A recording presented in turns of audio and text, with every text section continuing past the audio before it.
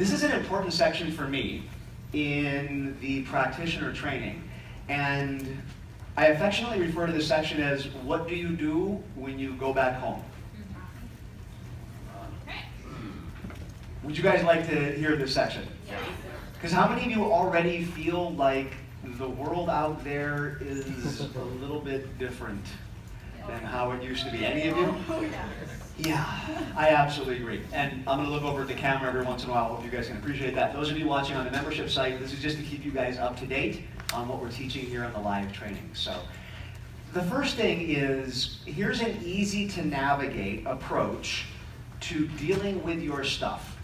This is an easy to navigate approach to dealing with the things that come up in your life, like things that occur in your life. How do you deal with it? What are some of the tools and techniques, and what should you apply when? It's the biggest question that I get from all of our graduates. So first of all, NLP is modeled from successful individuals. In fact, I was talking on the break that there's nothing that I have told you guys that you already haven't heard. I haven't shared with you anything new. In fact, the only thing I've done is wear a different shirt than other people who have said it and use Hawaiian words. My shirts are nicer, I know. I'm totally aware of that. You're supposed to laugh at that. The cameras, they can hear you. The training goes faster if you laugh at my jokes. Canned applause. Bobby, canned applause. You know, the only difference is we put Hawaiian words on it. We put the NLP spin on it. And the thing that I love about NLP is it looks outside to go, how do successful people deal with life? Not how does Dr. Matt, Dr. John, how does Pega come up with the next, no. Even our coaching program, Master Practice, you name it, it's how do other people do what they do, let's emulate that. And successful people handle obstacles, bumps in the road, and life in general in a totally different way than unsuccessful people do. These are called the 4 requisites for creating change and empowerment. And the reason why this is so important is because these 4 things will help you to navigate the path that you guys are about to embark on, called life. I believe this is in your slide section. What page is it in your slide section? Not which slide number, which page? 145? 125. Page 125. You guys have this slide in your slide section, which will save you having to write it down. And I like to chunk up and simplify things. So the first requisite to create change and empowerment is release. That's it. You got to do release work. You need to let go of the baggage. Second requisite is goal. Now you can use the word intention if you want. You don't have this slide. Wow, I need to reframe that for you then. This is brand new information for you. So new, it's not even in your manual. But I have to write it down. Of course you would, it's new. You can reframe anything. Number 3, take action. We talked about that before the break. Number 4, maintain your focus. Those of you who like to chunk up, over here is the chunked up version. A little bit more specific on the slides over there.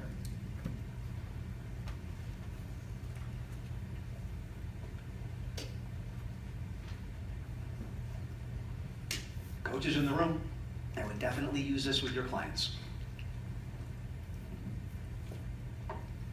It's a really cool approach. You guys ever heard of this guy named Richard Branson? He's an up-and-coming entrepreneur.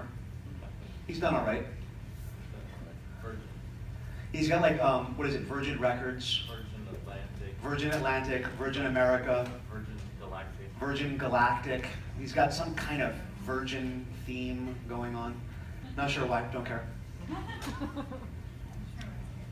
I've had people at this point blurt out, I know why, and I know too, but it's funnier if I say it the other way. So Richard Branson, I think it was an interview that he did that was published all around the internet. I happened to read it on some financial website. And In it, he talked about when he decided to sue the British government. It's a really cool story. So Richard Branson decided to sue the British government. And the reason why is he had put millions of dollars into British Rail. He had put tons of money into improving the rail system over there. And the contract was up for renewal. So he went in to bid against another company. And when he went in to bid, he lost the bid. Now, for whatever reason, he found out somehow that things weren't really on the up and up. They weren't really fair, and he shouldn't have lost the bid. And in the interview, he said, I'll tell you straight up, when I found out that I lost the bid, I completely came unglued. I don't think those were his exact terms, but do you guys know what coming unglued means? Yeah. He was pissed off, he wants to tear down the world, he wants to blow up the rails, you know. I mean, and he says in the interview, you don't ever take action when you're that pissed off. Nothing good comes out of it. Do you guys agree with that? Yeah. Like, I have been, oh my goodness, all you need to do is have a teenage son to understand that you can always find new baggage. Yeah, I know. He's smiling, he goes, yeah, I know. You help your parents out a lot. That's your reframe. Mom, Dad, I've just assisted you in discovering deeper levels of things for you to work on. You're welcome. Carmen and Kenneth are like, thanks. Thank you so much for that one. Abby's like writing it down too. She's like, I'm gonna save that one now. Oh, that's so funny. He blew up, and nothing good comes out of blowing up. Nothing. You're not going to get business going if you're pissed off. You're not going to help a relationship if you're angry. And so he said, I had to calm down, and the first thing that I had to do was free myself of this anger that I had. Okay, that's requisite number one, release. He then said, I needed to get clear. What is it that I want to accomplish? Does being a part of British Rail, having control over this, does it fit with my overall goal? Because if it doesn't, well, I guess I should just walk away. But if it does, I'm going to have to figure out what type of action to take. And he said, and it did fit. So I looked at my possible courses for taking action. He said the only one that I could settle on was suing the British government. So he said, I decided to sue the British government. He goes, I called up one of my friends who's an attorney. And I said, here's what I want to do. And the guy said to him, Richard, you're being irrational. Calm down. Richard responded, are you not hearing my voice? I'm totally calm. I'm going to sue British Rail. Attorney says, you can't do that. No one can do that. Richard said, I can do whatever I want. Get on board or get out of my way. I want people on my team that are going to support me. That's called maintaining your focus. Do you guys all get that? These are the 4 requisites for change, not that NLP came up with. This is how you navigate your life. Unsuccessful people go in the opposite direction. Do I have any real estate agents in the room that have been selling houses since 2008? You have? Okay, so you went through the 2008 stock market, housing bubble. It was awesome. I appreciate that. I was in real estate at the same time. I wouldn't have used those words. But looking back at it, it was an awesome opportunity because how do you make money in real estate? You buy low and sell high. So please write this down. If you want to lose money, buy high and sell low. He's not joking. Why are you guys not writing that down? No, I'm being serious. If you really, really want to lose money, here's what you do. Go to the store, buy a whole bunch of new stuff, and ship it to my office. I'll take care of it for you. That way you'll lose it even faster. It's all good. But what do people who get into real estate, so have you ever sold a house to someone and the market comes down a little bit and they call you freaking out a little bit? Have you ever had that happen? And then what do? This is not on you. This is most real estate agents. You try to what? Calm them down. Remind them that whatever goes down. Reframe. Whatever goes down comes back up. Calm down, reframe. Here's a long-term view of it. In other words, you do your best to help them with their focus, right? People who don't naturally let go of their negative emotions, they tend to continue to freak out if it continues to go down. And what do they usually do as it's gone down about 10 or 20%? Well, blame me, but if they blame you, they blame me. But as they're blaming you, then they try to sell it, which means that they take action second, And they do usually sell it for a loss, which is a self-fulfilling prophecy then, because it's your fault. And then the housing market restabilizes as it comes back up. They go and buy high again and sell low again and buy high and sell low. And the people who make money in real estate are grateful for them. And I mean that sincerely. They do this, and they never even have a clear goal or never even work on releasing their negative emotions. Do you guys all get that? Unsuccessful people do this in the opposite way. One thing that I've also noticed is that people who take NLP, and assistants, I want you to listen up, and those of you that have done MER, I want you to listen to me and hear me on this. I have received a ton of emails recently from some of my even advanced students going, I keep doing release work over and over again, and I haven't created any change. I can't figure out what the baggage is. And I ask them one really important question. I'm going to pretend that the techniques that we do actually work for just a moment, only because of the clinical, academic, and case studies that I have, but just pretending that it works. Let's pretend for a moment you actually did let go of your baggage. What's your goal?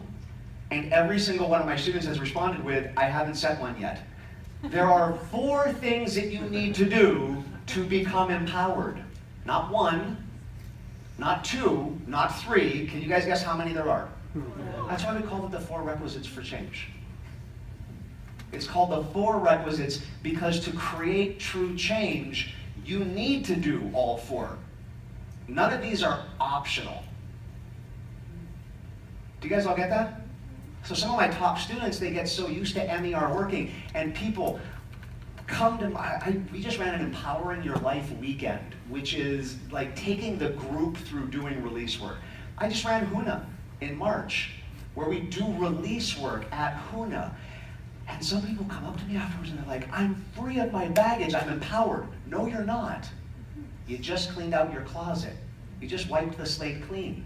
You are not yet empowered until you're getting your results. Then I believe you're empowered. You're empowered when you're getting your results. And the way you get your results is to take action. And while you're taking action, that's when you maintain your focus. You don't start doing reframing on situations until you've let go of your baggage. You guys gave Pega some incredibly large things to reframe. Some things you cannot reframe. I remember I looked out at a group one time, and it was my second time teaching prac. It was my very second time alone teaching prac, and I was like, I'm just gonna show these guys what I can do. I was young and like, I learned to show off. Give me anything. And this lady yelled out, I was raped. Room went silent. I went, okay, I'm gonna dig deep on this one. I said, you're here in this room and you're asking me to reframe that. First of all, let me explain something. You can't reframe that act. That's a horrific act. Here's what I would say to you. How amazing that you're here dealing with your baggage, because when you let it go, if you choose to, you could help other people that have gone through this and assist them in transforming their lives. How amazing that you're having the courage to face this and let it go. And she burst into tears and she said, that was really good, thank you. But I can't reframe what happened. Do you guys all get that? Can you appreciate that? There are certain things you can't reframe. They were shitty. I wish they didn't happen. And anyone that I've ever met that has been that low in their life or gone through something that horrific, when they come through to the other side, they look back at it and they go, I would not want to go through it again, and I'm not trading it in because it's helped me to become who I am. Do you guys all get that? So my reframe wasn't to solve the issue. My reframe was to get her to see, you have found the light at the end of the tunnel. Now what do you need to do because of what you're going through right now? Because the baggage was still there. There's no reframe for it. That's the 4th thing to do. Taking action while you still have the baggage is not a good idea. You're pissed off still, you're hurt, you're afraid. Setting a goal. If you set a goal while you still have baggage, you limit yourself. Just think about it. If you have fear, your goal is going to be lower. You're going to set the bar lower than what you probably can do. So the first thing you do is you do release work. Now for those of you that have done a lot of release work, as you're going down the path, these are the 4 things that I ask myself when I'm going down the path, when I hit a bump in the road, when I hit an obstacle. So when I do coaching with someone, one of my coaching clients, he gets up in front of about 3,000 people every couple of weeks or so. And he called me up. We've already done the full breakthrough session. We've let go of all the negative emotions, limiting beliefs. I've done the breakthrough session that we teach at MasterPrac. And he says to me, I hate to tell you this, Dr. Matt. He says, I still have the anxiety. I don't think we got the greater issue. The breakthrough session digs up the deeper issue in an area of life, and we did it. We dug it up. It was a self-worth issue. It was a I'm not good enough issue. And he says, I still, as I'm thinking about getting up on stage, I still feel that way. So I flipped into my notes, and I started reading to him his self-worth issues prior to the breakthrough session. And they were like, I'm too young, I'm too slow, I'm not smart enough, I don't deserve the amount of money that I have, I'm only here because of the people that I know. I mean, the list went on and on. I started to read it to him, and he started laughing. He's like, I don't feel that way at all. I'm smarter than most of the people in this field, and damn it, I deserve everything that I'm like, so we did actually get the greater issue, didn't we? And he's like, yeah, we did. He's like, but why do I still not feel like I deserve to be on this stage? I said, okay. He's hitting a bump in the road. I just checked. There is nothing else to release. You might sit there and go, but he's feeling a negative emotion. Yeah, I know. But to become truly empowered, you have to do all four of these. So I said to him, are we clear on our goal? He's like, totally, crystal clear. I'm going for it. This is what I want to achieve in my life. I said, have you been taking action? He's like, yeah, I've been doing everything that you're telling me to do. I'm on stage, I did this, I did my resource anchor, I did Hakalau, I did all these things. And I went, okay, it's time for me to give him a reframe. Do you guys all get that? I worked this with the specific instance. Then I knew it's time for a reframe. I said, so what happens? He goes, God, I'm just really young in the group. And I went, this is an easy reframe. I said, because of the industry that you're in, the people who are making hundreds of millions of dollars in this industry, are they going to come take a training with you? And he goes, no. No. I said, who are you teaching? He said, people who want to get into this industry or are not doing very well. I said, so in other words, by how successful you are, your audience should listen to you, and you do have a right to be on stage. And he went, oh, yeah. I guess the people that would look at me like I don't know what I'm talking about wouldn't come to my training, would they? And I went, nope. And he goes, wow, you're good. It's just the reframe. It's just looking at it from a different perspective. That reframe won't work if his baggage was still there. He would say, yeah, but. How many of you ever heard yeah, but before? Like you tell someone, no, you are amazing. And they go, yeah, but. Yeah, but is the response when you know there's still baggage there. If I had said, are we clear on our goal? And he said no, I would be at the second step. So these four things right here are essential for you to really look at every time you hit a bump, every time you hit something that we like to call an obstacle. Where people get stuck is in taking action. Bless you. No. Where people get stuck is in taking action.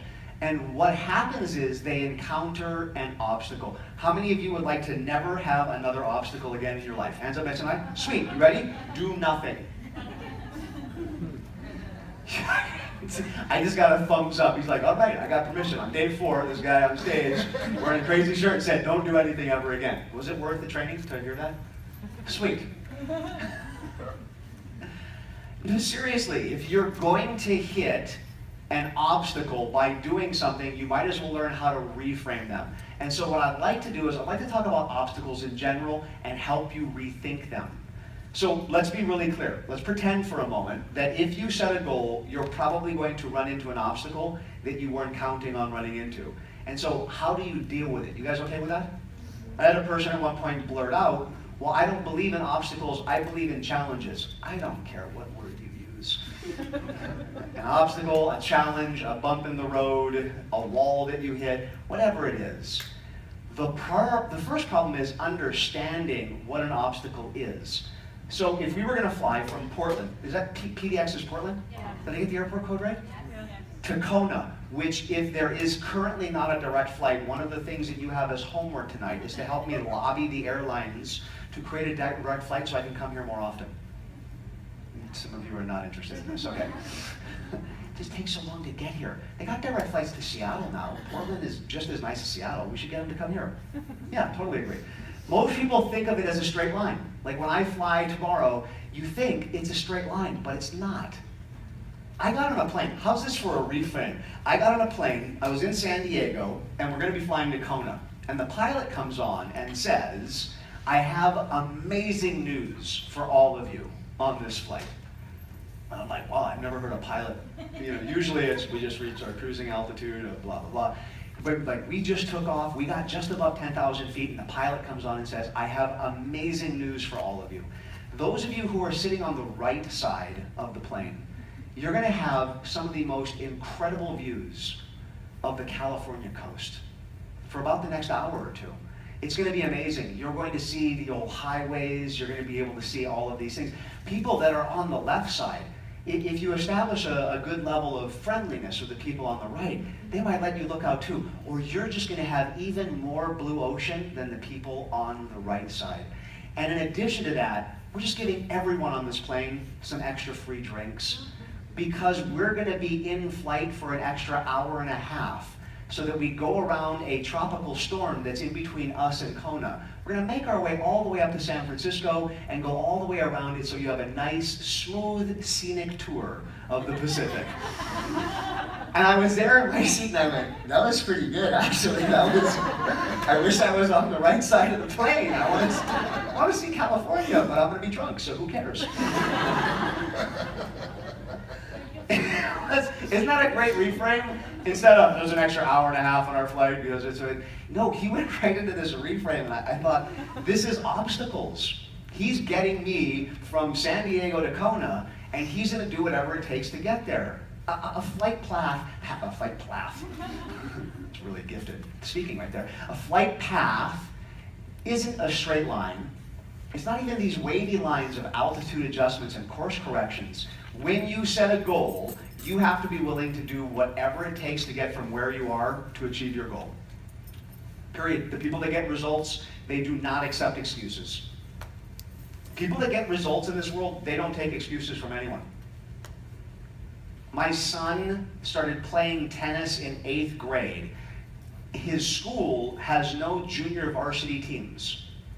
In 9th grade, he decided to try out for the varsity tennis, which only has one opening for a freshman, and he was up against 12 other people who had all been playing since they were in uterus. In other words, they were being coached from the time that they were 2 or 3.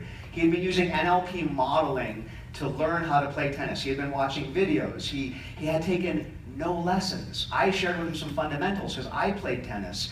And he was doing just NLP and mindset. And he said, Dad, what should I do? I said, first of all, I don't want you to have a single excuse as to whether or not you can make the team, because someone can do it.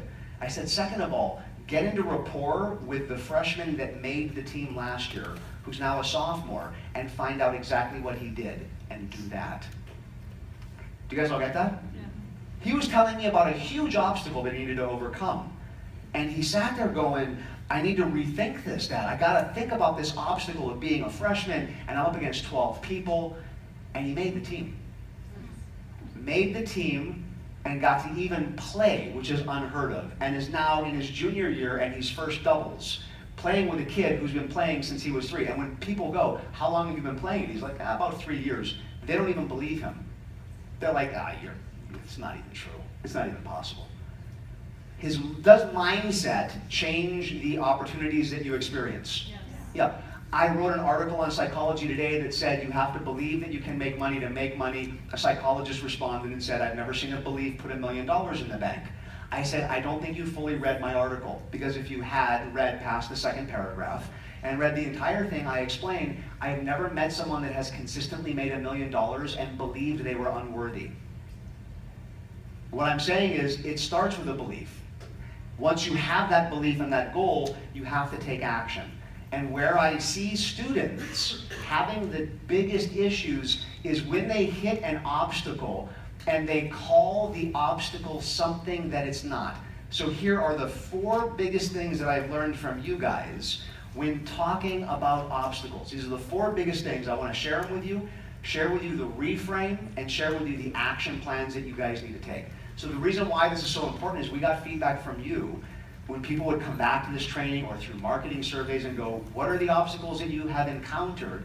And the first one is the obstacle is real and you identify with it. So please write that down. Let me put all 4 of these up so you can write them down and we can just talk about them. And I want to make this interactive. I want to have discussion with you guys. The second one is assigning an unrealistic meaning to the obstacle. The third one, bless you, is let me think about it or wait and see. And the fourth one is I'm going to test the water like sticking one toe in. So these are the 4 major obstacles that people encounter as defined by our students at the Empowerment Partnership. So first one, the obstacle is real, you identify with it. Second one is you assign an unrealistic meaning to it. Third one is let me think about it, wait and see. And the fourth one is test the water, only putting one toe in. So let me, sorry about that. Let's pretend that's an obstacle. So if I'm standing here and I want to get to the back table and I want to go see Deanne, let's say that's my goal. I'm just going real simple with what we can do here in the room. So I get going. I start moving down my path, and all of a sudden, at some point, you're going to hit an obstacle. And what many people do with this first one is they hit the obstacle and they look down at it and they go, well, here we go again. This is what always happens to me. Come on, how many of you guys have ever said that? My hand's up with you. This always happens to me. Or it's real. Like, for example, it is real if a person says to me they have no money in their bank. I get that. That's real. You can't reframe and put money in the bank. If you could, this training would cost more. It's a true story. I would charge more if it was like, reframe $1 million into your bank.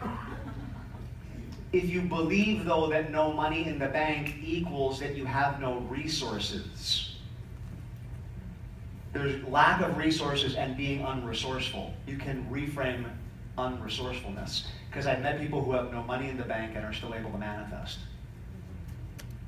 You guys with me on that? What happens, though, is some people go, oh, I want to do this, and then they hit this thing, and they go, oh, there we go again. It's real. And then they'll even sometimes pick this up and begin to carry it around. Like, Frank, man, Frank. I could have been so much more in life. Chair got in the way. My chair got in the way, man. You're not even helping me. This thing's freaking heavy. That's your problem. This is my problem. We taught you rapport on day 1. Nice color shift. I have sensory acuity. It's like they identify with it and they go, here we go again. They act like it's real. And I'm going to tell you, the biggest thing that people identify with is this whole issue around money. It's like this scarcity consciousness instead of prosperity consciousness. Like money is somehow this real, tangible thing, and that money has it out for you. What are some of the negative beliefs that we have about money that make it seem like it's real? Money is what? Evil. It doesn't grow on trees. What was that? It's evil. I want you to think about that. Saying that money is evil. I mean, you're quite literally saying that ugly thing that we hand to each other that's dirty and that it is actually evil. Like shaved head, bald Dr. Evil, or are you talking like, I know, right? It's like Satan. It's so weird how people have those beliefs. Do you know that the original saying, I hear it's evil now, 10 years ago when I do this talk, I hear the root of all evil. The original saying is the love of money is the root of all evil. And I would actually agree with that. You should love your kids. You should love your partner. You should love yourself. You shouldn't love money. So I might agree with that one. What has happened is we have formed this belief that money is something that it's not. We have given our power away. So can I help you with the first one by reframing and getting you to have how many of you like more rapport with money?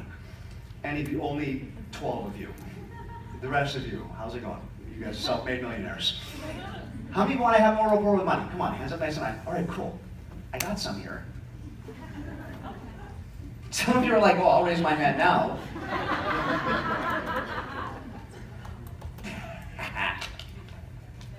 I'll help you with that chair now. What's this?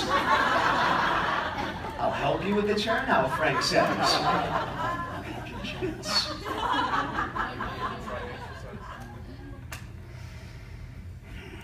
Isn't this interesting? This thing right here? Can someone in here tell me what this is in case they can't see it on the film? What is this? Thank you guys for actually saying what it is. You know, like in some places in this country, people will shout, it's energy. I'm like, no, I was actually looking for the straight up, what is it question, and it's $100 bill. And yet we assign so much meaning to this. We finally put color in it, but good Lord, this used to be one of the ugliest things, didn't it? Just like this hideous green color that would leave this like almost film on your hands. And yet we give away so much of our empowerment to this. We truly have given away some of our empowerment. And I want to share with you why. Now, where I'm going with this is talking about how money is energy. I want to get to that and explain, but to understand that, you have to understand what this is. So first of all, is this anything real? Yes or no? No. It's not real anymore. Maybe in the 70s when we were on the gold standard, you could argue that this is real and it's tangible, but it's not even covered money. It's not even called money anymore. It's called currency. It's money only if it has a physical, tangible thing that is able to support it and back it up. Let me, John, I have the mic, become a trainer, allow me to teach. Thank you, I'm going somewhere with this. So this is $100. This is $100. What does this buy you right now? I mean, if it was real, like a coconut is a coconut and has been a coconut for as long as coconuts exist. It's fixed, it's static. You guys all get that? If this was real, it would remain fixed or remain static. What does this get you right now? What does it buy you? Couple shirts. Couple shirts? Weeks worth of 2 days in this class. 2 days in this class? I appreciate that. Is that worth it? Oh yeah, I hope so. What was that? A massage, really cool. A short one, depending on how good they are. Yeah, that's a really good, maybe 30-minute massage. What will this buy you in about 10 years? A lollipop? I was thinking about half a Starbucks coffee or the cup that it comes in, you know. What did this buy you 100 years ago? almost a car. A cow, a car, a farm. I've heard a lot of different things. What about 200 years ago? This was like yearly income if we go back far enough, wasn't it? Yeah. This was worth a lot back then, wasn't it? So it's not fixed. It's actually become more etheric. The weird thing is that this right here has become more intangible. It's beginning to go back to what it originally was. This is very etheric now. There's not enough of these to cover how much is in the banks right now. If everyone went to the bank and withdrew the money that was in the bank, we withdrew the currency, there's not enough of this physical to cover what's in there. Isn't that interesting? It's becoming what it originally was meant to be, and that is energy. So before we had this, what did we have? We had fiduciary, and then before that we had commodity. If we go far, far back. Barter. Barter. So before we had this, we had barter. Do you guys all get that? So before we had that, we had barter. In the barter system, what we would do is we would trade, and the barter system was actually really, really amazing. Can I call on you? Would it be all right? You sure, friend? Okay, what do you do for a living? I own a portrait studio. You own a portrait studio? That's actually really cool. No, I would love to get a portrait done of my daughter, and I got some pictures and whatnot, and that's really neat. I love that. I used to do photography, so I have a great deal of respect for portrait studios, and that's really neat. So if we were in the barter system and you wanted some NLP, and I needed some portraits to be done, the two of us would get together and we would negotiate. We would negotiate. I would say, here's how much my NLP is worth. And you'd be like, no, man, I'm the best portrait studio that's out there. You good? The best. You're the best. And I would be like, ooh, in order for me to get a value from him, I have to have a certain level of congruency. Sorry, I called you Frank, it's Derek. Derek. I have to have a certain level of congruency. The beautiful thing about the barter system is if I go to Derek and I'm like, Derek, here's my NLP, and at the end of the day he's like, yeah, it's just not worth it for me, I'm gonna look for someone else. I have to go back home and I have to look in the mirror and look to me. There's no one to blame. Do you guys all get that? I could talk to my mentor, I could talk to my father, I could talk to the other people in the business and go, I really wanted that portrait done, but I couldn't get the deal closed. And I had to look at myself. I had to look inside and go, I must be needing to deal with something in here, because if I had a level of congruency on how powerful these techniques are, then Derek would have given me what I was asking for. Do you guys all get that? So it forced you to look at you. Beautiful system. I mean, absolutely amazing. So let's say I come to you now and I'm really congruent. All of a sudden now we have an exchange. I get some portraits done, you get some NLP, and we value the exchange. I want you to pay attention to that. In the barter system, the beautiful thing about it was, because you're putting you, your time, your energy into what you do, you value what you're giving, and you truly value what you have received because you had to put you into the exchange. Do you guys all get that? And at the end of it, it was beautiful because I would treasure the portrait and you would treasure the NLP training because of what you had to put in to get here and what I had to put in to get the portrait. You guys all with me on this? The problem is that we outgrew the barter system. And the reason why we outgrew it is because I would sit here and go, Derek, you want NLP? Cool, what do you do? And you say portraits, and I'm like, oh, I got a lot of those. I really don't need any portraits. You want to know what I do need? Bananas. Oh no, I love bananas. Bananas are so good. We have these tiny little apple bananas in Hawaii that are like, they're about this big, but they're like tiny little candy bars. And luckily Frank has bananas, quite literally. It's the first time anyone's ever pulled a banana out in my training. I was gonna say, Frank, is that a banana? Are you really happy to see me? But we're recording, so I would never say that. I want bananas, right? So what I do is I say, I want some bananas. But Frank doesn't necessarily want portraits, but he's got the bananas. So now you're having to do like 3-way, 4-way trades. So with the best possible intentions that they could have, they came up with this. In some places, seashells, in some places, coconuts, in some places, you know, in Hawaii it was tapa, it was the cloth that you had. In some places it was gold, it was jewelry, whatever it was. They came up with a tangible source that you could then do trade with.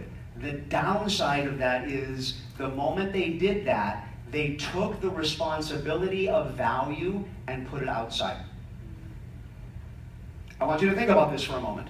The moment that we created this, it's almost like we solved one problem but created a new one, and it disempowered us. Not everyone, a lot of people it did. Because then, if I go up to Derek and say, I would love a portrait to be made, and you say, here's how much it costs, and I don't have enough of this, I go home and look at my neighbor and get pissed off. Or I watch a television show about how there's only so much of this to go around and get pissed off. And when I do get it, I'm thinking it's scarce and it doesn't grow on trees and it's the root of all evil because I don't have enough of it, and instead of dealing with me, I point my finger at this and go, damn it, Ben, it's your fault. Do you guys all get that? The detriment of this is that it disempowered us in some way, shape, or form. Does that make sense? This is going back to becoming energy again. You see, in the barter system, it was an exchange of energy.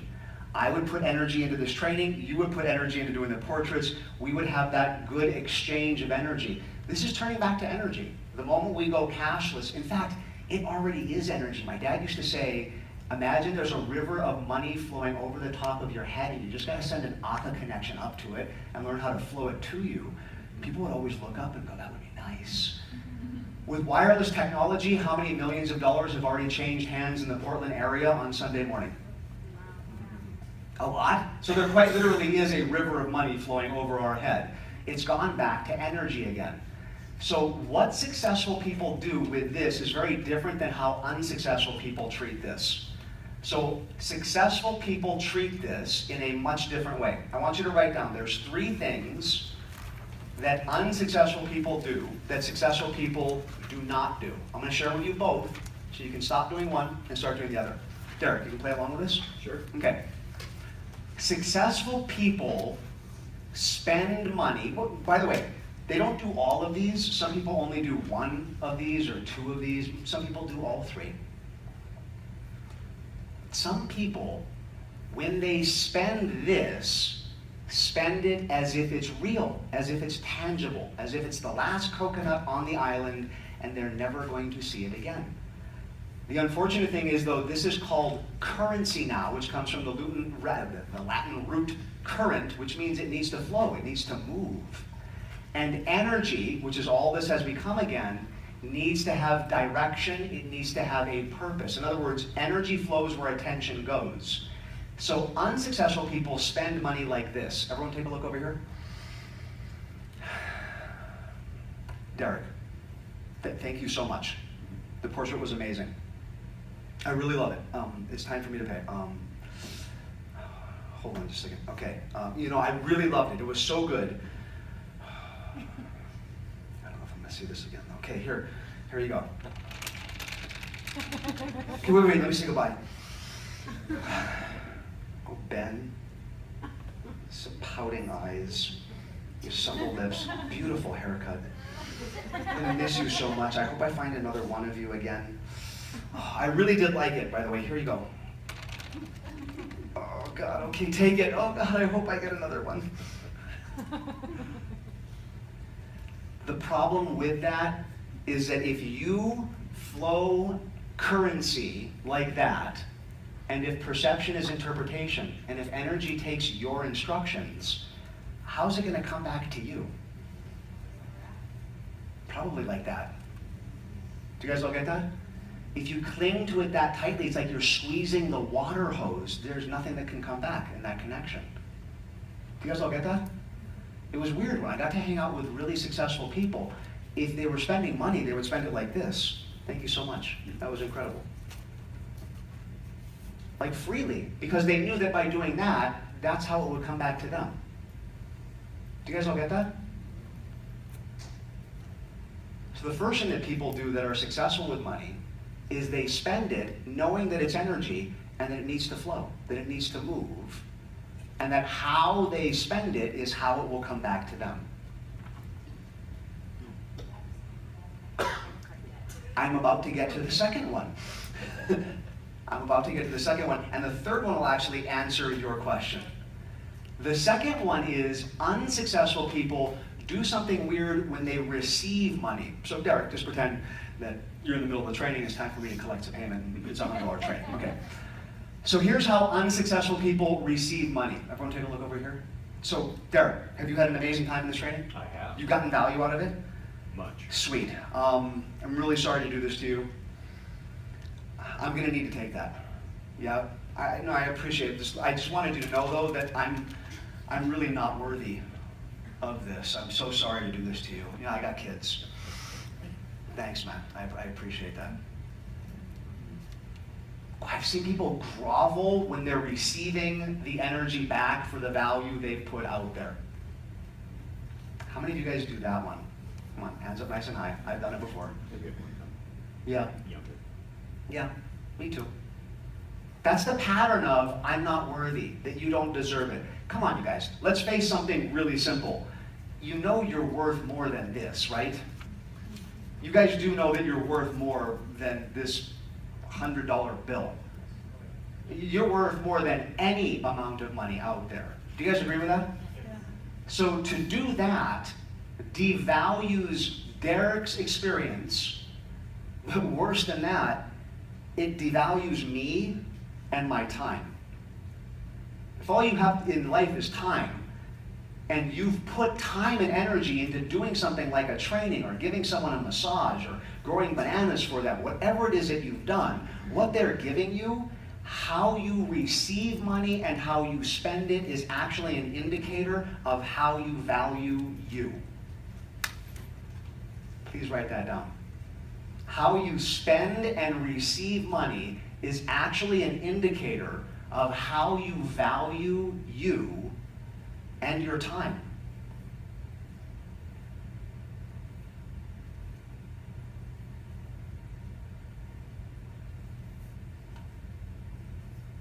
Here's how successful people receive money.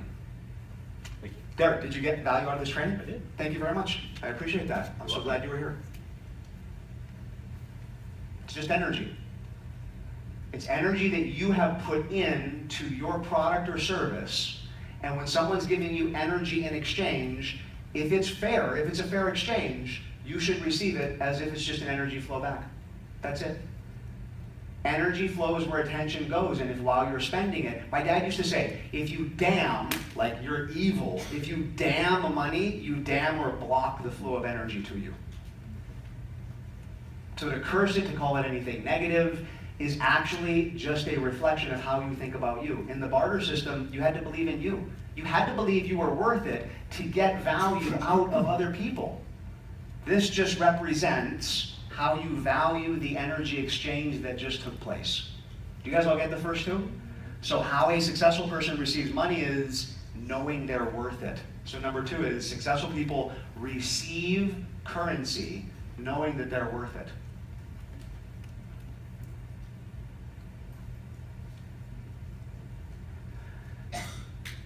The third thing that successful people do with money is they acknowledge the value during the exchange.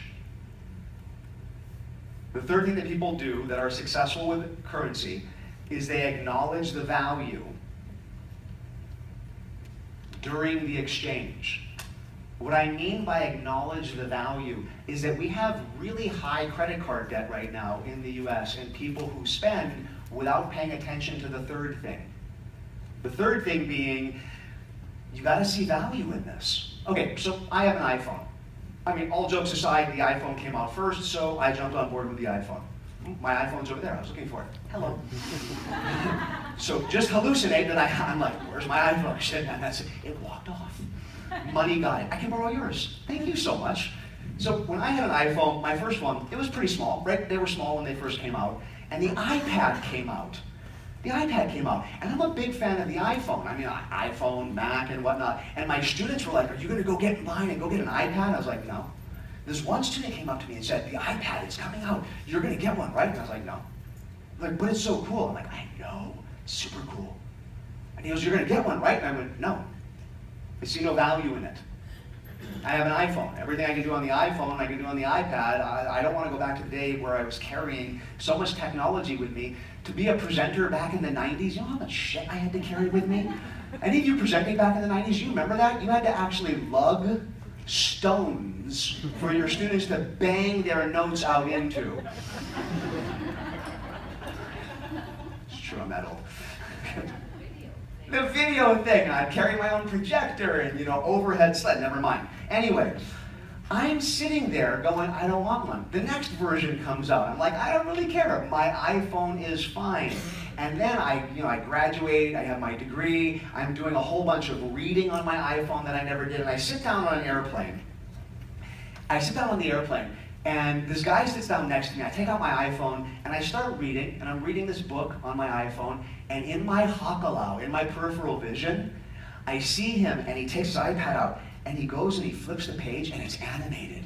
And I look over, and I'm watching, and he does it again, and I'm like, wow. And there's a lot of words on his page, and I'm like looking at this, and I'm scrolling fast. And I guess I was looking for too long, because all of a sudden he caught me looking, and he just does this.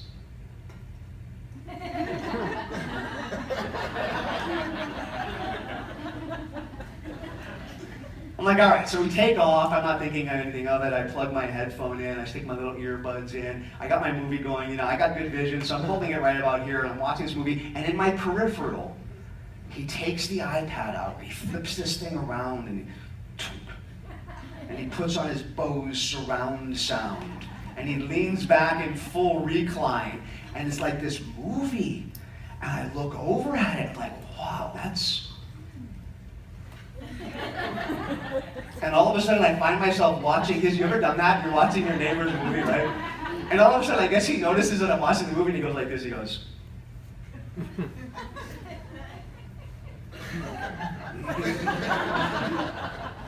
Oh, and I was like, God, am I going to use it? Am I going to use the iPad? Am I going to get the third thing, value? And I made the decision, yes. And I went and got my iPad, and I've read more books on it than I do on my iPhone. It's the only thing that goes on vacation with me because I got the new one with the keyboard. But I waited for the smaller one to come out. I knew they'd do it in smaller. I didn't want that gigantic. I don't want a fucking iPad this big. You know, that's the big gigantic Pro. Everyone's, you gonna get the Pro? I'm like, no, I'm gonna wait for it to go smaller. That'll take a year. I don't care. I have no value in blowing my money on things that I don't use. You wanna know one of my pet peeves, and I'm not gonna let this negative emotion go. One of my pet peeves is, I'm not letting this one go. I like this one. It's just grumpiness, it's grumpification. It's when my friends complain about going on vacation and working the entire vacation. I'm like, well, whose fault is that? The vacation's fault? Who chose to work the entire vacation? You didn't get a return on investment, don't go on vacation. So successful people, when they spend money, when they give this to someone else, what they'll do is they will acknowledge the value that they either gave or received. It would sound like this. Derek, thank you so much. That portrait's amazing. It's going above the fireplace, and I will treasure it forever. Thank you for your time and energy into it. You're welcome. Do you guys all get that? And when receiving money, receiving currency, successful people go like this. Cool, thanks, man. What was your favorite part of this training? What gave you the most value?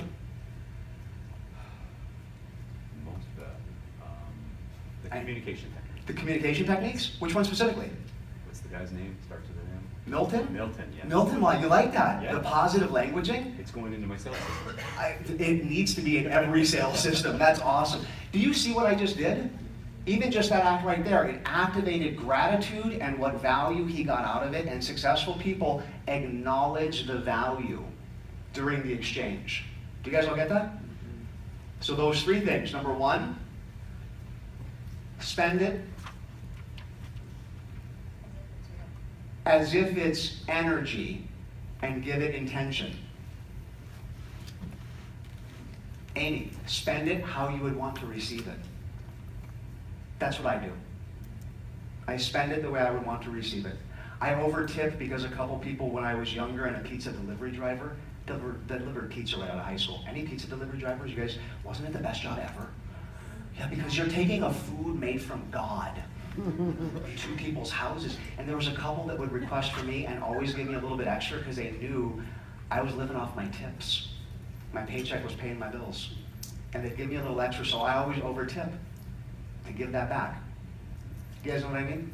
So you spend it the way you want to receive it. You receive it like you're worth it. Seriously, you're worth it. You receive it like you're worth it. Know it. Believe it. And while you're exchanging this, acknowledge the value. Acknowledge what value you're going to give and what value was received. Does this help? You guys feel a little bit more rapport with this thing right here? Yep. Yes, one person does. Cool. Derek, this for you, man. Thank you very much. I appreciate you playing.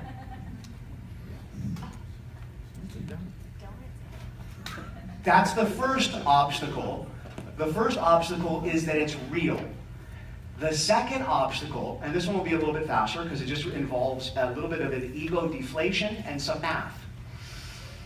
The second one used to be in the first one, but I discovered that people were doing the second one a little bit more, and that is they assign an inflated, unrealistic meaning to the obstacle that they hit. It sounds like this. Everyone look up here. I'm walking, I'm going to the back, I want to see Deanne, I get off the stage, I hit the obstacle, and I say, you know what this means?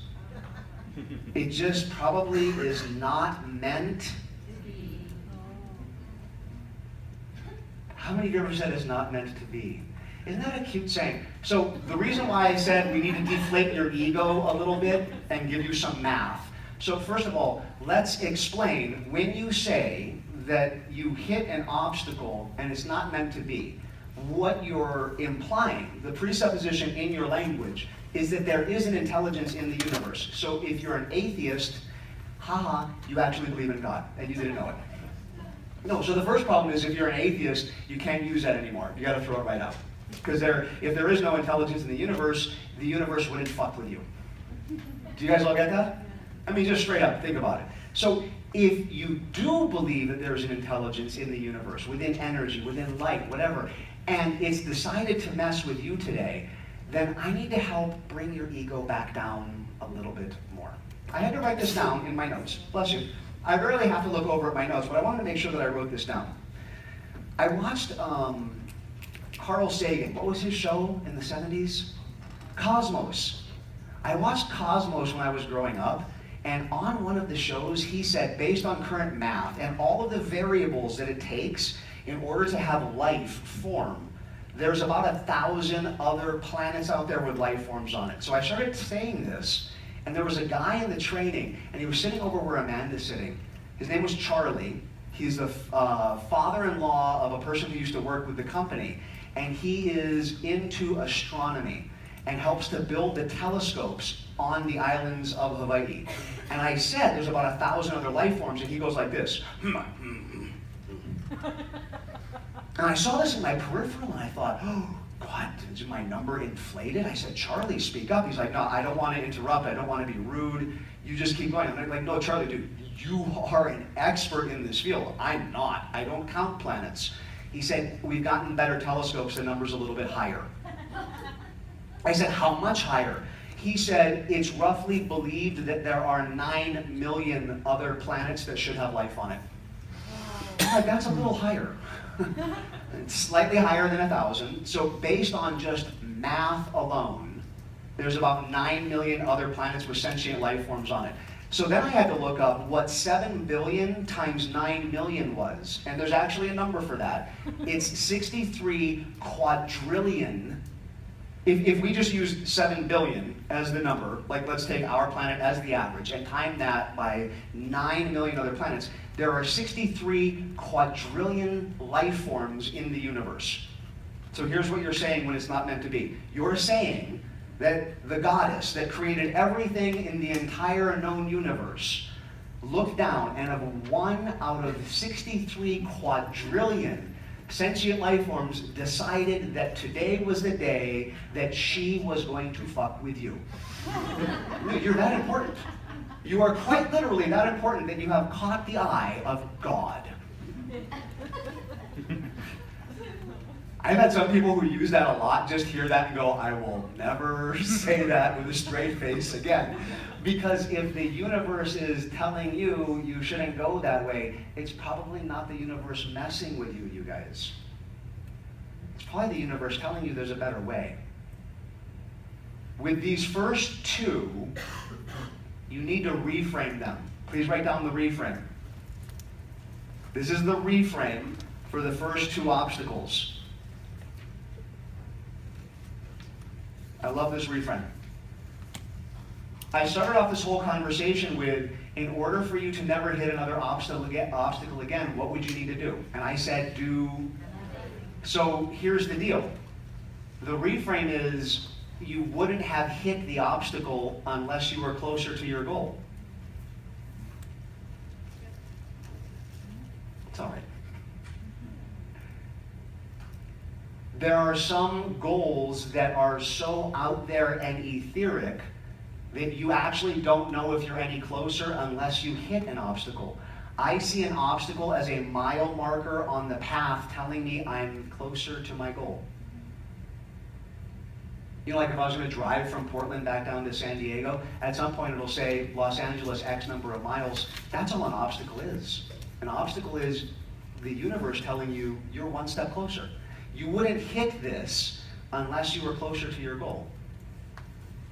And what it requires is a course correction. A course correction meaning maybe there's a better way. Maybe the universe is telling you there's a safer path. It's just a storm in the middle of the Pacific. You got to fly around it and have a drink while you do it. Check out the other scenery. But you're still going to get there because a successful person will get from where they are to where they need to be. Do you guys with me on this? Yeah. Do you like this? So if either of the first two happen after you leave here, more likely I should say, when it happens, I don't have a negative view of the word obstacle. To me, I'm just like, yeah, sure. It's what we call a mile marker on the path to achieving my goals. I have hit a ton of obstacles and I'm grateful for all of them.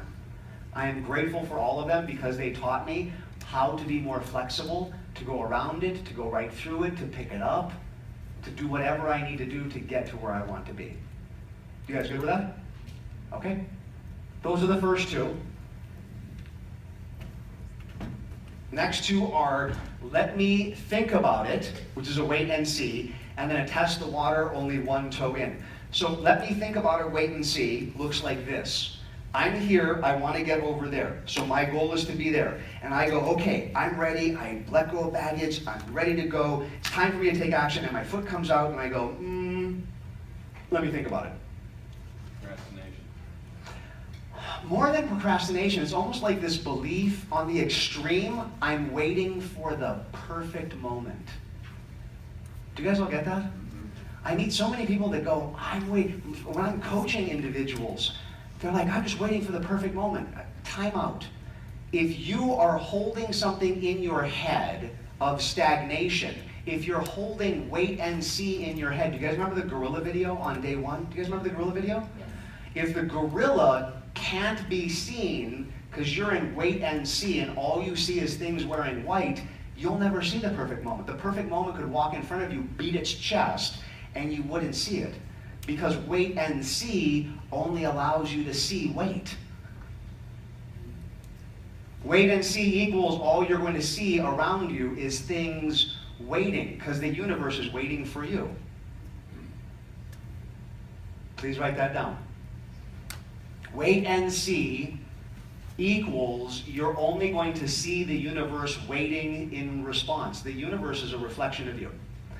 Your reality is a reflection of what you've got going inside there. And if you wait and see, the universe is not going to show you anything except waiting and seeing.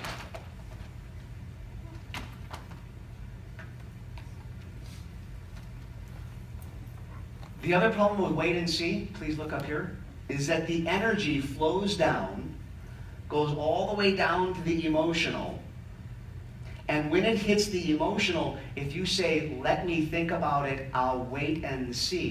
Think about it as what? Emotional or mental? Mental. So you're actually not waiting and seeing, you're going back to jail, you're not passing go, and you're not collecting $200, and you gotta start the path all over again. Isn't that crazy? Wait and see from a language perspective tells the energy to come all the way back up to where it began. Hang on just a second. I want to get one more thing out there with wait and see. One of my former co-trainers, he had a coach, and his coach didn't have an NLP background. So I don't fully agree with the process that he used, but I do a variation on it. And he would coach on a concept called yes, yes, hell no. I think you guys are going to like this one. So when you get this experience of yes, yes, hell no, now what he says to do is breathe, take a deep breath and just push through. If that worked though, again, this training would have been over a few days ago. I just tell you, take deep breaths, Frank, and just push through and everything will be okay. Unfortunately, it doesn't work that way. I wish it did. And he coached from a concept of yes, yes, hell no. Yes, yes, hell no. And what he said was that when a person encounters something that is meant to be, that the first response is this, how many of you guys, we call it in Hawaii chicken skin. It's because you get goosebumps. So your skin looks like, I know, what do you guys call it here? Oh shit, that's weird. It's goosebumps. What do you call it? Goosebumps. Oh, makes sense. Wait and see is you get the goosebumps, you see something, you hear something, you're like, oh, how many of you ever had that before? Like that tingly feeling, like this is just such a fit. And then the second yes that comes in is, this is what I've been waiting for, this is what I wanted, this is, wow. And then all of a sudden the energy naturally trickles down to the emotional. And how many of you have ever right after that gotten this, oh hell no? Have you ever had that happen before? Okay, so the deal is, the hell no is not your emotions, it's not the unconscious mind, it's not God throwing a fork down in your path, it's the baggage. You gotta do release work. It's fear. Hey, you know what? Even if you've let go of baggage, you'll get a hell no. I wasn't sure if I was gonna actually share this or not. I'm gonna totally, at this point, embarrass myself and go transparent. You guys ready? Yeah. Okay. First of all, when I got out of my relationship back in 2014, I didn't think I was going to be with anyone. I had to resign myself to being alone. And you can call me on my limiting beliefs if you want. When I would explain it to close friends, they would go, oh shit, I think you're right. Because here's the deal. Huna is very important to me. It's a lineage that has been placed into my family, and whoever I'm with, they gotta like Huna. And now that you guys have seen NLP, they definitely gotta like NLP. And it's really hard to post something on eHarmony. Master trainer of NLP, enjoys wearing feminine floral print shirts, carries a 28th generation Huna lineage, enjoys meditation and parts integration, seeking like-minded freak. The people that would have responded, I'm kind of afraid of. I'm like, whoa, I got a cauldron, you want to stop by? No. I have a black cat, but that's as far as it goes for me. And I honestly, I was like, what am I going to do? Am I going to start dating someone that knows nothing about this and roll the dice and have them come to NLP and Huna and just hope that it works out? Do you guys get the conundrum that I was in? And as a part of the Hawaiian culture, you don't date a student that you're the spiritual teaching for. I look at my Huna students as 5-year-olds. They're kids. That's how I was raised, that's how I was brought up. So if you've been to Huna, that's not gonna happen, not a chance. So I said this to a couple of my close friends, and one of them was like, wow, you are totally screwed. I was like, yeah, I know, thanks, high five.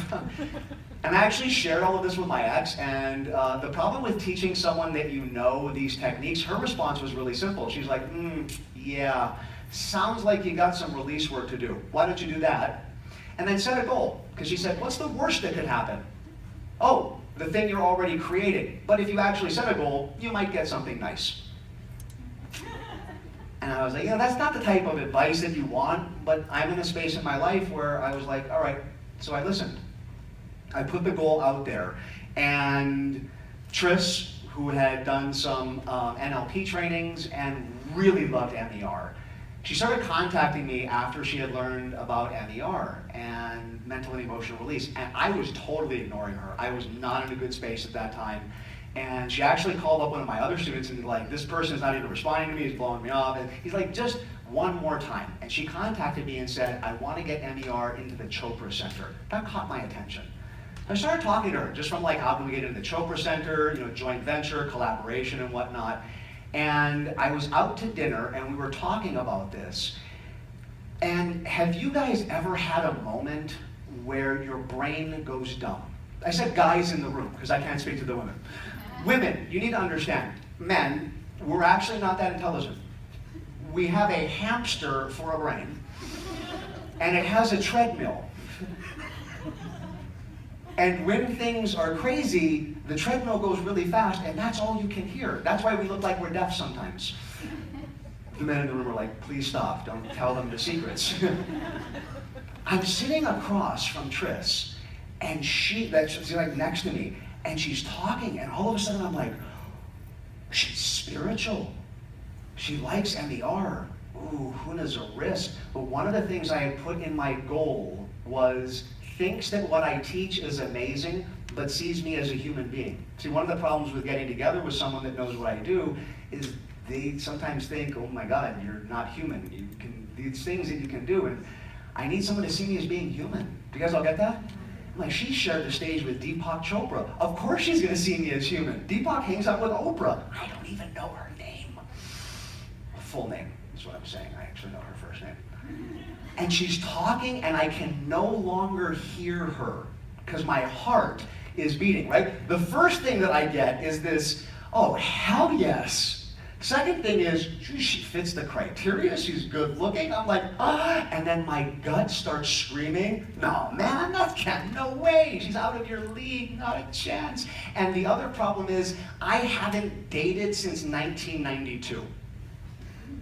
No, I haven't. The level of rust, I don't understand dating right now. When I shared this story with my son, he was mortified. He was so embarrassed. Because what happened next was, Tris put her hand on the table and leaned forward. Now, I can only hear my heartbeat. I haven't heard anything. She's like peanuts, you know, womp, womp, womp, womp. I don't know what the fuck she's talking about. And all I hear is dook, dook, dook, dook, dook, and I've got this internal thing going on. What should I do? My God, should I ask her out? I'm already out. This is weird. Right? So I'm freaking out in my head, and she leans forward, looking right at me. And I must have had this look on my face. And she stands up, and I remember leaning back in my chair and went, oh my goodness. And she stops and she goes, what? What happened? And I said, I thought you were going to kiss me.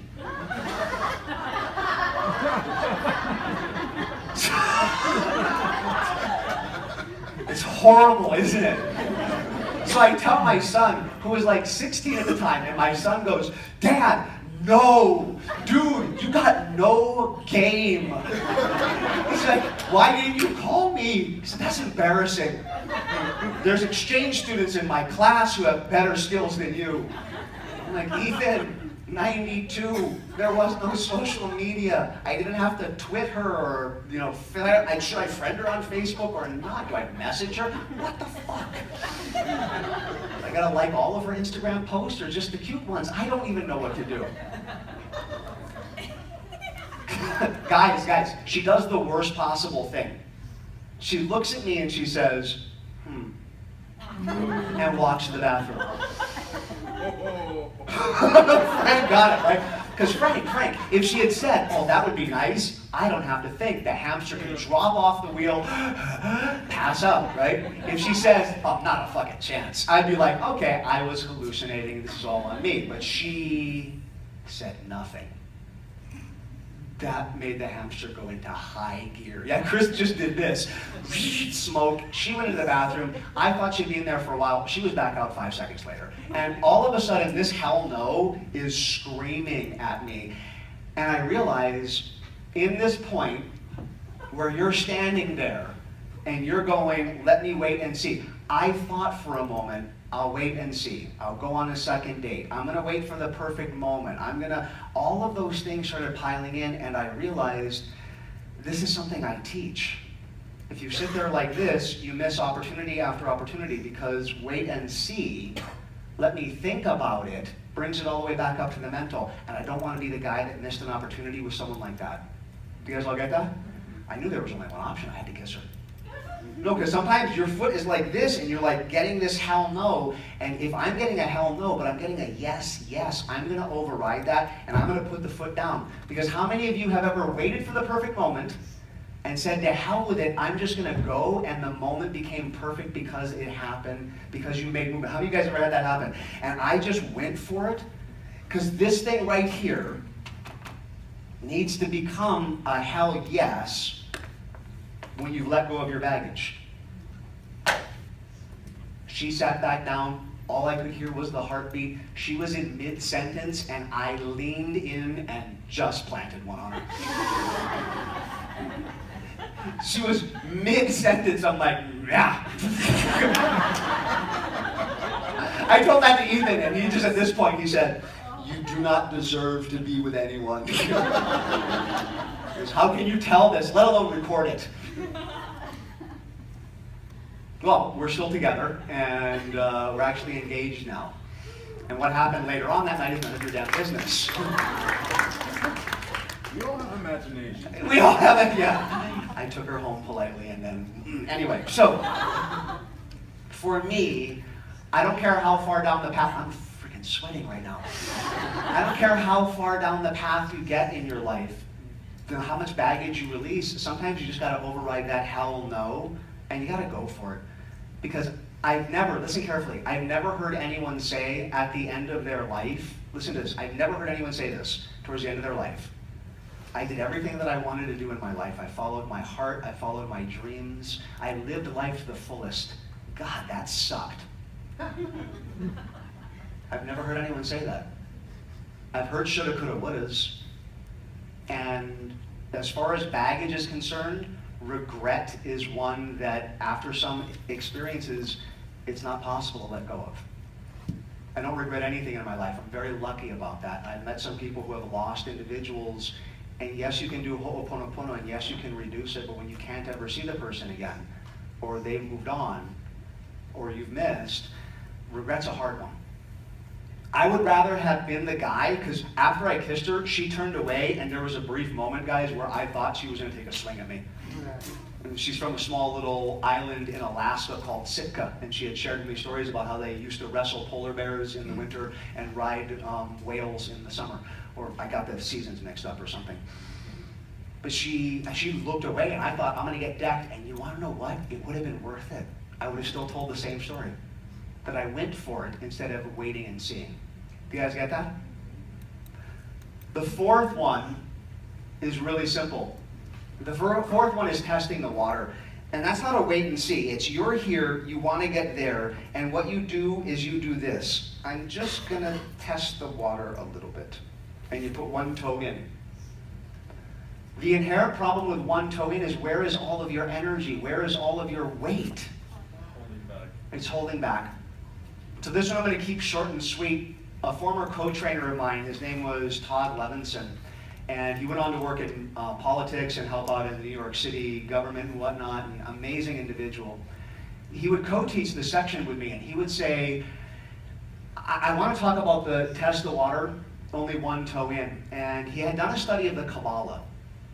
Loved the Kabbalah, and he said, I don't want to turn this into a religious class. He said, I want to share with you the story of Moses because it was a metaphor, he said, a metaphor for me, from the Kabbalah, different than what we saw in Hollywood.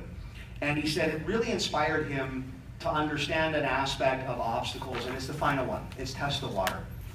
And he said what happened with Moses was he had freed his people, they were leaving Egypt, and all of a sudden it was like they were on their path, and the Egyptians decided, we're going to follow. We're going to bear down on you, and we're going to follow. And he found out that they were following him. And he was trying to get to the Red Sea. He was trying to get to the Red Sea to cross, and he wanted to go to a point where it was low, where there wasn't a lot of water, so that they could all get across.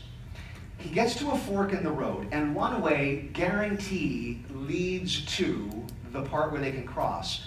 But it's really easy for the Pharaoh's chariots to catch up. It's really easy. So he decides to take the other path that he's never gone down before. So he goes down it. He's just trusting his gut. He's like, he's on a mission. He has had a, yes, spiritual, this is what I'm meant to do. So as he's going down this path that he's never been on before, he gets to a fork in the road. He doesn't know which way to go.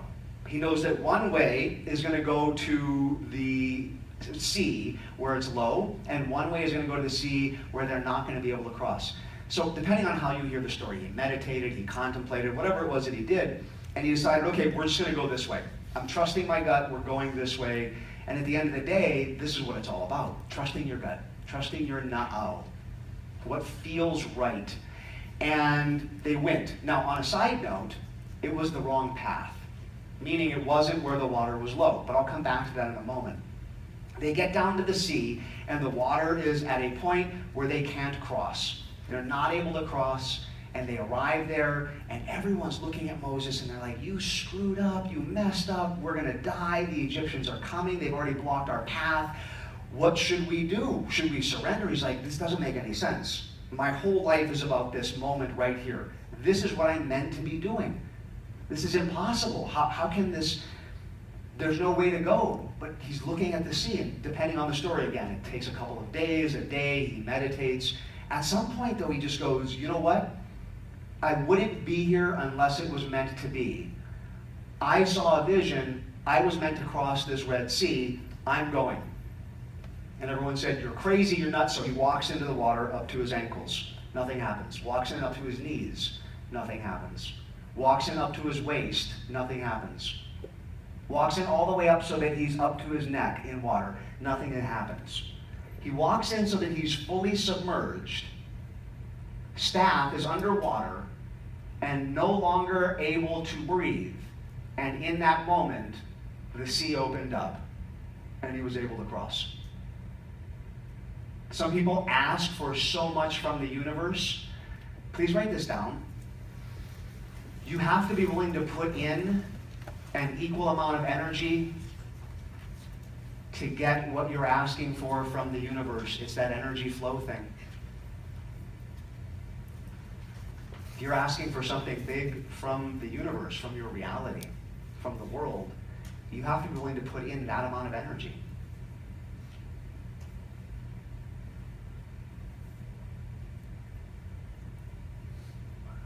On a side note,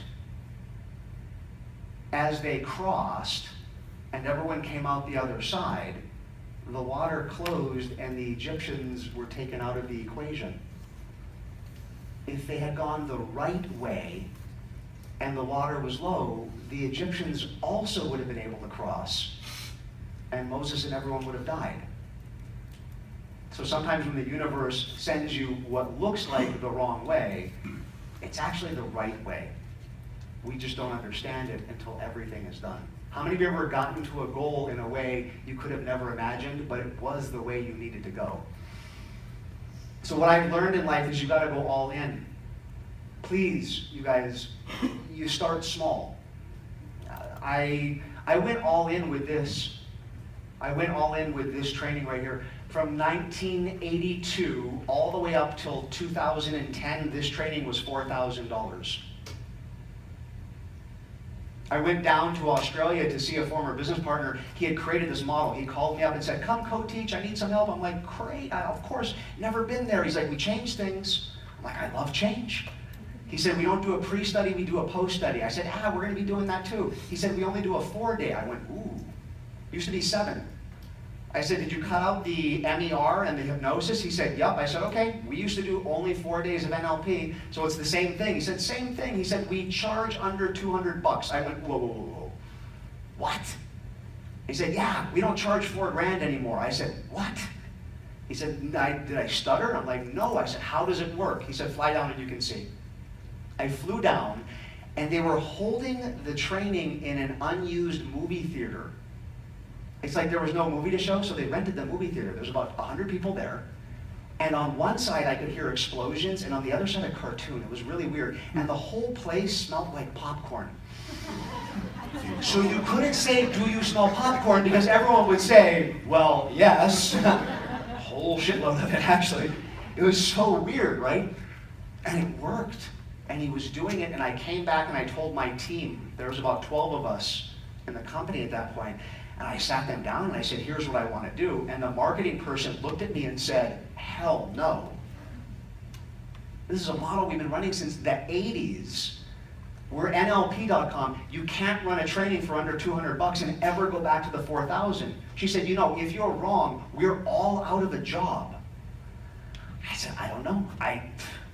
We have this thing on the bottom of our slides that says empower the planet. And the number of people that are coming into these trainings and the number that are getting to Master Prac, I'm not going to get to that. I said, we need to go big.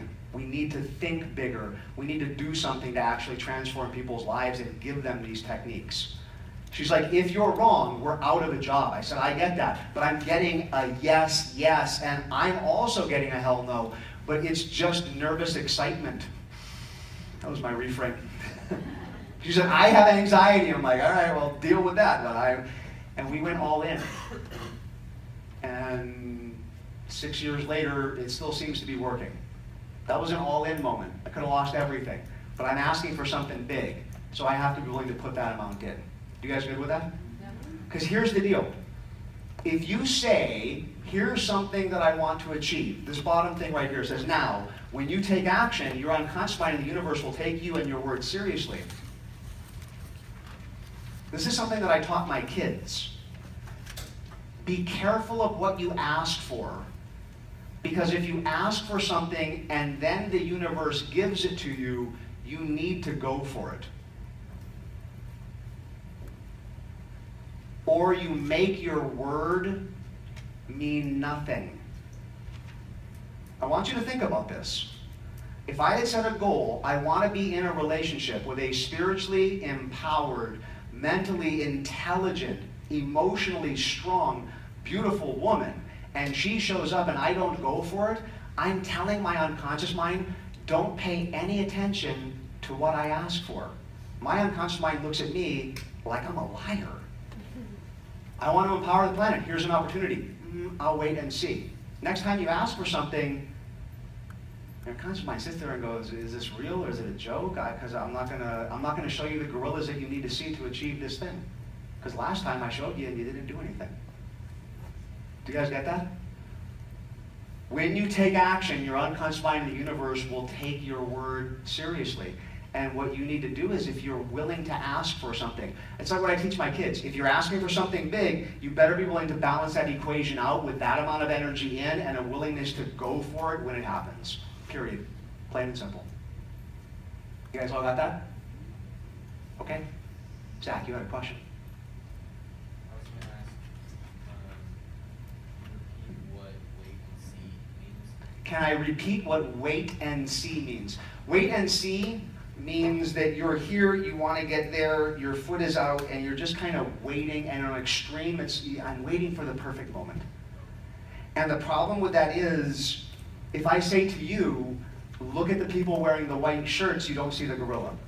So if in your mind you're thinking wait, all you see around you is things that cause you to want to wait even more and more and more, and it's stagnation. Let me think about it, the energy goes back up. Perfect moment is the extreme on wait and see. It's like you're waiting for the skies to part and the trumpets to blare. You got to go for it at some point. Yeah, cool. Any other questions? Yes. You would explain why you're closer to your goal when you become the first Sure. The reason why you're closer to your goal, so the question is, why are you closer to your goal on the first two? Take a look. If that's the obstacle, if I never want to have another obstacle again, I do nothing, right? So that I'll never hit it. The very fact that I hit an obstacle must mean I'm farther down the path. That's why I love that reframe, because listen, reframes work better when they are more plausible. There are starving kids in China doesn't work because your kid has never been to China and seen starving kids there. There's no frame of reference. The reason why this reframe is so amazing and works for me so well and so many of my students is because as I'm heading down the path, I would only hit this if I was closer to my obstacle. Does that make sense? I'm closer to my goal. Thank you. Appreciate that. I am closer to my obstacle. It's sitting right there. And then I got to do a course correction. It's an opportunity for a course correction or for anything else. Cool.